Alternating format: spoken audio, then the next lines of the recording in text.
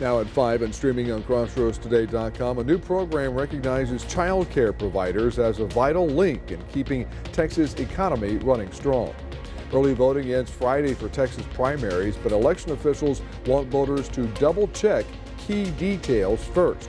And President Trump prepares to address the nation tonight as his approval ratings hit new lows and Democrats plan their counterattack. Next couple of days, we're going to be looking at some strong southerly winds, as you see right about there. That's going to help bring the moisture back, but it's also going to be bringing the hot weather back. We're looking back to the mid-80s for the next couple of days. We'll have your forecast coming up in a moment. Plus, a local nonprofit is uncovering hidden pieces of Victoria County's past that could change how we understand our history. You're watching 25 News now at 5. Good afternoon. Thanks for being with us. I'm Don Brubaker in for Shauna Curry. More than 1 million Texans cast their ballot in the first week of early voting. Early voting runs through Friday. Election Day is Tuesday, March 3rd, with polls open from 7 a.m. to 7 p.m. Secretary of State Jane Nelson encourages everyone to double-check official information before heading to the polls. You can confirm your registration, find your polling place, and review ID requirements at votetexas.gov or by contacting your county elections office. And remember, you'll be asked which party's primary you want to vote in. A photo ID is required, and cell phones are not allowed inside the voting room. The Texas Workforce Commission is rolling out a new program to support child care businesses across the state. The Child Care Business Support Initiative gives providers expert coaching and training to help with everything from finances and staff management to communicating with parents.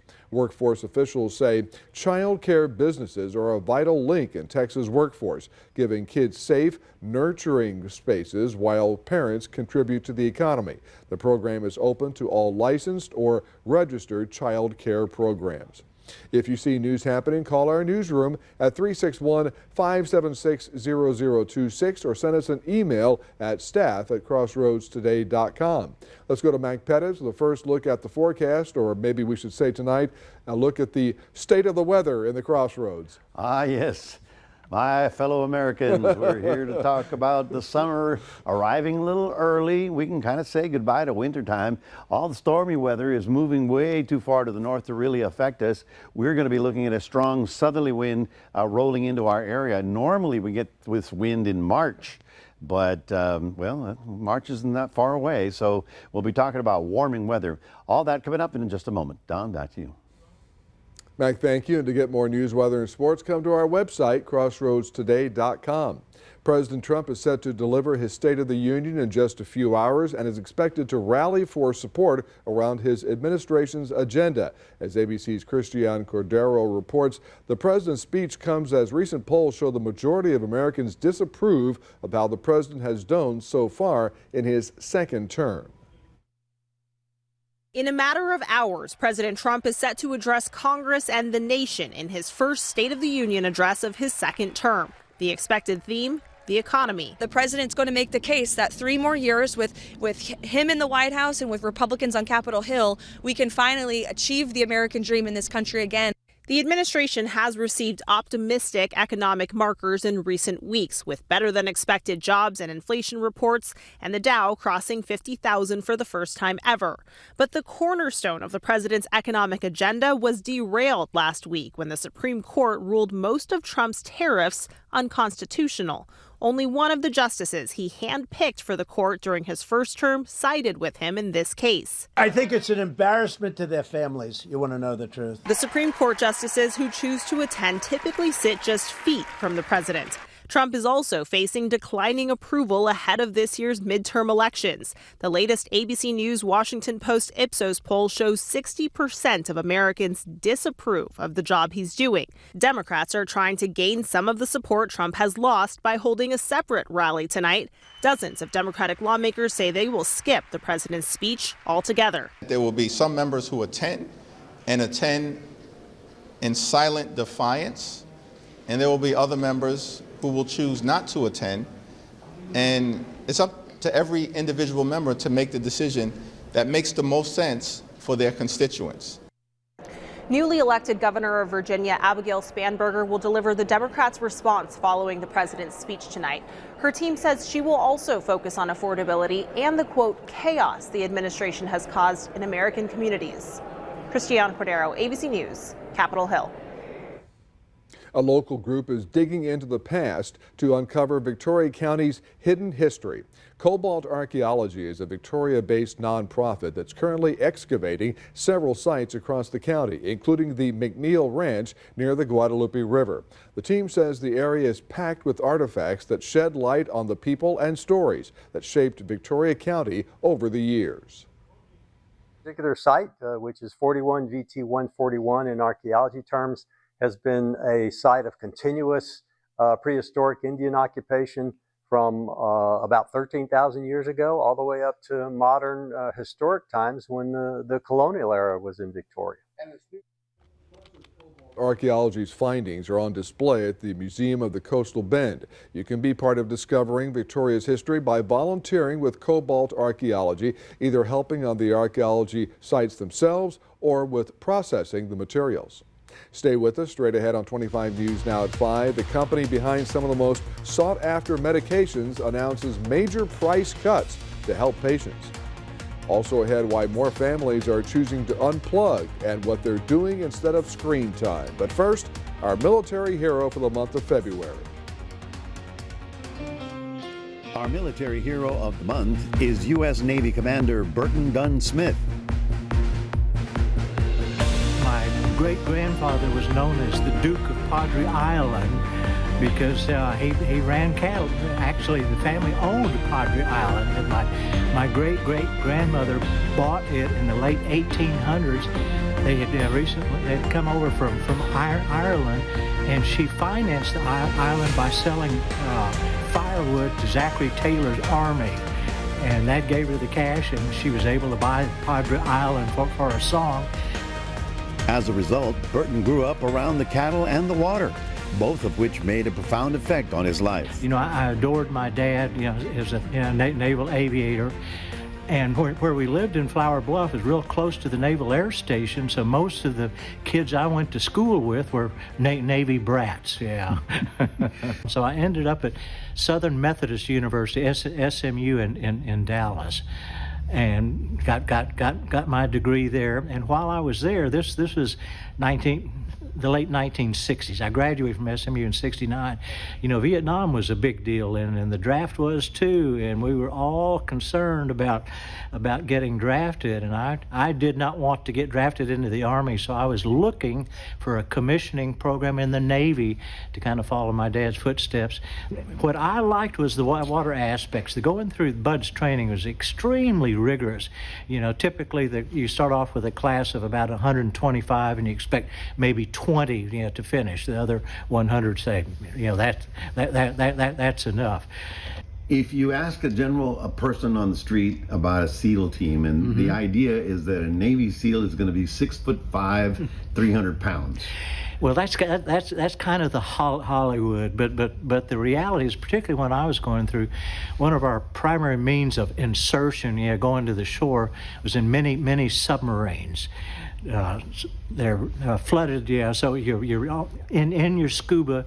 You have a navigator and a driver in the front part, and 4 guys in the back. Scuba tanks, arms, and all, and you're like this, with the thing shut where you can't see out or anything. And they take you into the beach. You go out of the mini sub, swimmer delivery vehicles, or what we call them, and do your operation, and then come back out. And that's what I like to do. Okay. So I had command of SEAL Team 4 in Little Creek, Virginia, and did that for a little over 2 years. And when my tour was about to end, I got a call from the assignment officers. Well, Commander Smith, you're the only commander we have that speaks any Spanish. You're going to El Salvador. And I said, sure, throw me in that briar patch. So I've got 3 stripes. That's a Navy commander, which is lieutenant colonel in the other services. Right. And in my day, Navy captain. 4 stripes was as far as you were going to go. Towards the end of my 20 years, we got our first flag ranks, our first admirals. 20 years in the Navy, followed by 20 years in Stephenville, Texas. Yeah. Teaching Spanish. Teaching Spanish, yeah. Wow. Which I loved doing. My favorite thing about teaching Spanish was the summertime, where I put together Spanish immersing summer study abroad. We started out in Guatemala. We would go for five weeks. I'd take a group of students of about 12 to 14, and in Guatemala we had a language institute where we'd have one student with one Guatemalan, one-on-one instruction. Moved to Victoria. My siblings and I had bought a ranch in Victoria County off of Coletta Creek. And I had been trying to run cattle from Stephenville, running down here with the Airstream trailer at the ranch and all. And said, no, I want to be close to the ranch and close to my family that's in Corpus, but not living with my family in Corpus. Right. Have a little bit of distance. So Victoria, nice size and all. Victoria's the place, yeah. If you know a veteran and you want to tell us their story, go to crossroadstoday.com/military hero and let us know. I'm Octavio Perez, 25 News Now.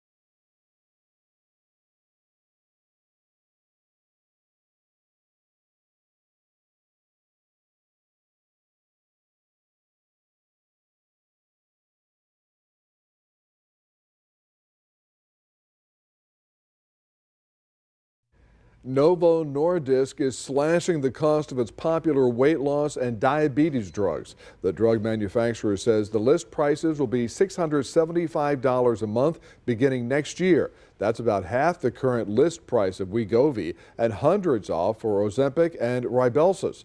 The change is intended to benefit patients with high deductibles or those paying co-insurance. Insured customers already have copays as low as $25 a month. The changes don't affect self-pay customers who have much lower rates.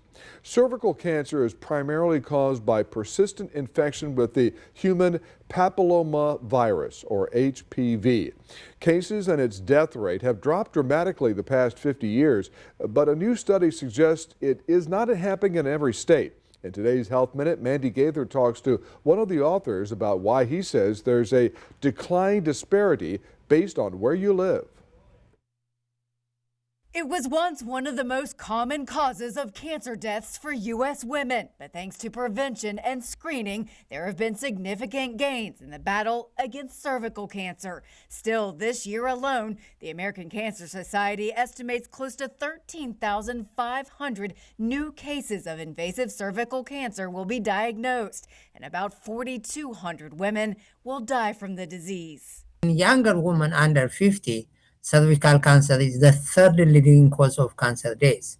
Dr. Ahmadin Jamal is co-author of a new study which found cervical cancer cases declined by 27% overall in U.S. women ages 20 to 31 between 2016 and 2021 when the HPV vaccine was available, compared to the years 2000 to 2005, which is before the vaccine was first approved for use by the FDA. However, Jamal says there are significant disparities across individual states, ranging from a 50% decrease in cervical cancer cases in 3 states in the District of Columbia to little or no decline at all in several states. He says places that saw the most significant drop in cases were the states with higher HPV vaccination rates.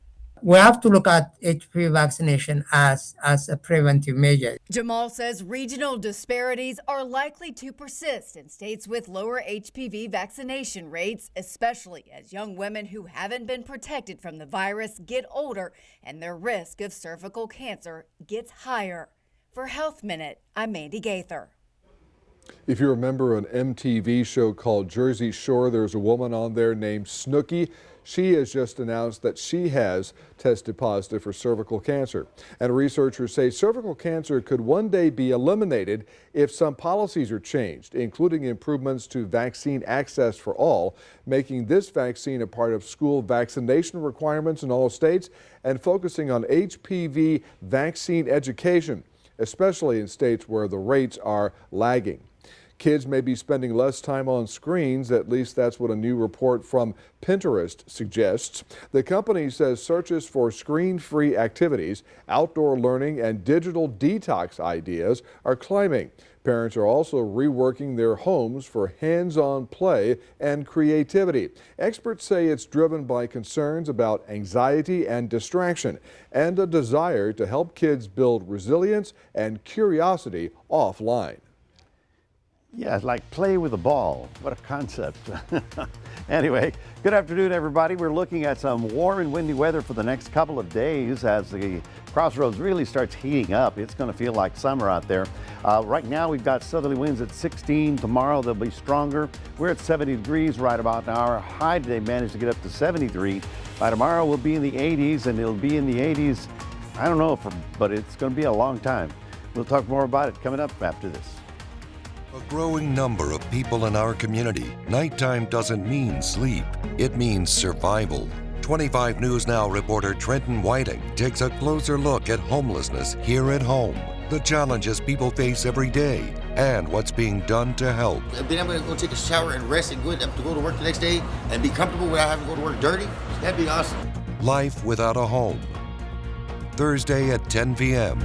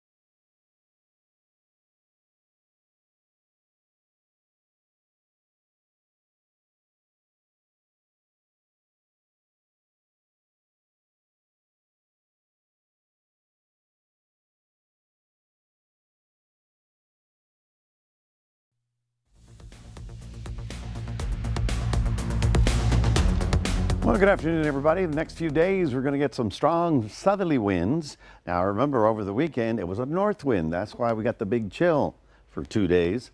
And now we're looking for that southerly wind to start kicking in. Generally, I call it the March wind. And then I started thinking, ooh, March is like just around the corner here. So we're going to be looking at very spring-like weather as temperatures start pushing into the 80s for us and into the 90s out in western areas of Texas. The storms are moving way too far to the north. They're being deflected by the jet stream. You can almost follow it right here. Kind of the what we call the subtropical jet going all the way through here, taking all the winter storm. The snow that was in the east has finally moved offshore, but now they got to dig out of all of that. High pressure is giving us the bump over the southwest. You see it right there? And that's one of the reasons why we can't get any kind of moisture coming at us from the west. If we were to get anything now, It would be from the north, and that would not bring us much in terms of rainfall. Here's New York, by the way, right there. The snow finally ended, but you've probably seen the pictures there. They're literally buried.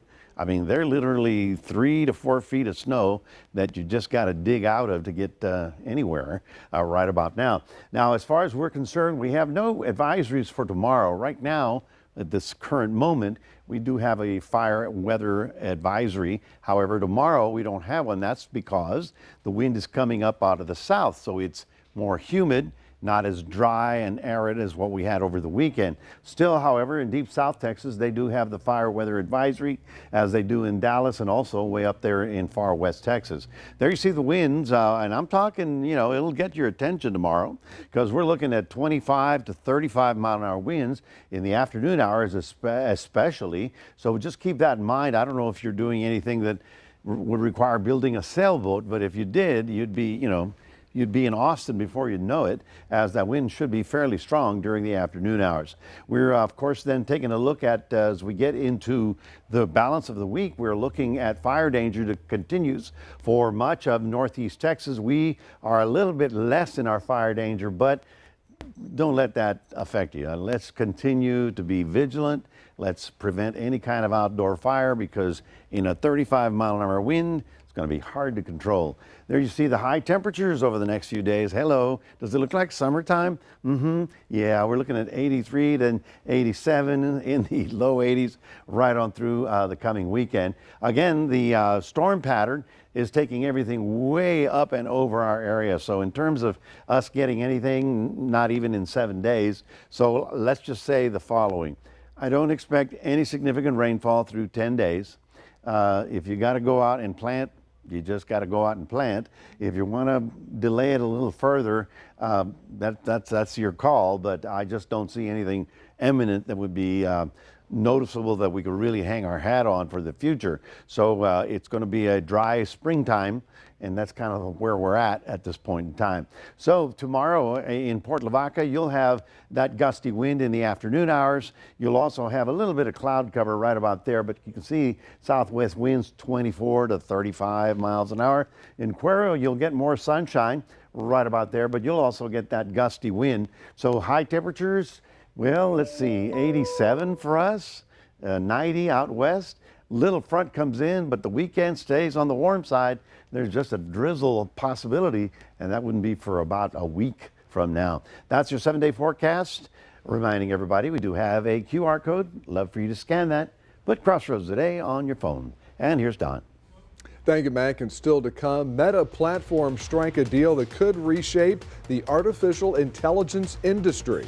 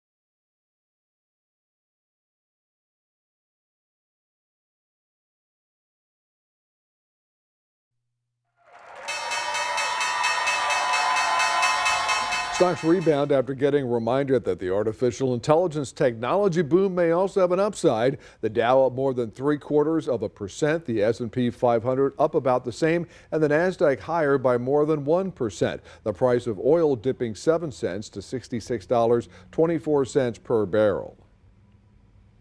The Trump administration's new global tariffs have started lower than President Trump vowed. Over the weekend, Trump said the sweeping tariffs would take effect immediately at 15%, but an official proclamation he signed sets the record at 10%. For now, a White House official says the plan is to eventually raise those tariffs to 15%, but there's no timeline yet for when that could happen. The move comes after the U.S. Supreme Court struck down his broader use of emergency tariff powers, prompting the administration to pursue other avenues for its trade strategy. A major competitor to NVIDIA is getting a bigger piece of the AI pie. Meta Platforms announced a multi-billion-dollar deal with Advanced Micro Devices, allowing Meta to buy more chips to power its AI systems and data centers. The deal also gives Meta the option to take up to a 10% stake in AMD. NVIDIA still controls about 90% of the AI chip market, but its processors come at a higher price. OpenAI made a similar deal with AMD last year, and both companies will continue buying chips from NVIDIA. AI company Anthropic says it's making its Claude model even smarter. The latest update is designed to help with specific jobs like design, HR, and wealth management, just a month after launching Claude Cowork, which improved its coding and financial analysis tools. That upgrade allowed Claude to work inside enterprise software instead of acting like a standalone chatbot. Some Wall Street analysts worry it could disrupt existing tools and even lead to layoffs. But Anthropic says the goal is collaboration, not replacing workers or the software they use. Paramount officially raised its bid for Warner Brothers Discovery. Paramount's earlier offer of $30 per share was rejected as inferior to WBD's current deal with Netflix. Since then, Paramount appealed directly to shareholders in what's known as a hostile takeover bid. The new price has not been disclosed, but a source says it values WBD above $30 per share. Analysts say Netflix is likely to match the offer, but a top executive warned Netflix is willing to walk away rather than overpay. The WBD board says the Netflix agreement remains in effect while it reviews Paramount's proposal. Still to come, drivers had to move over when some unexpected visitors wandered onto an interstate and brought traffic to a standstill. Tonight, Savannah Guthrie's $1 million reward for the return of her mother. Plus, the monster storm in the Northeast with more snow on the way. And President Trump's State of the Union address with so much at stake. More Americans turn to World News Tonight with David Muir, the #1 newscast in America.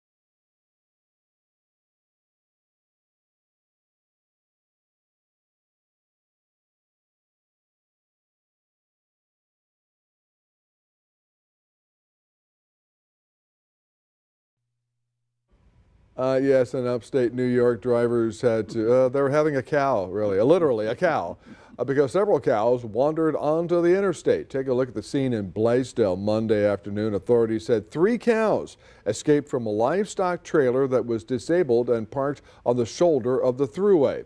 Traffic's flow was delayed. Stop, cow, stop.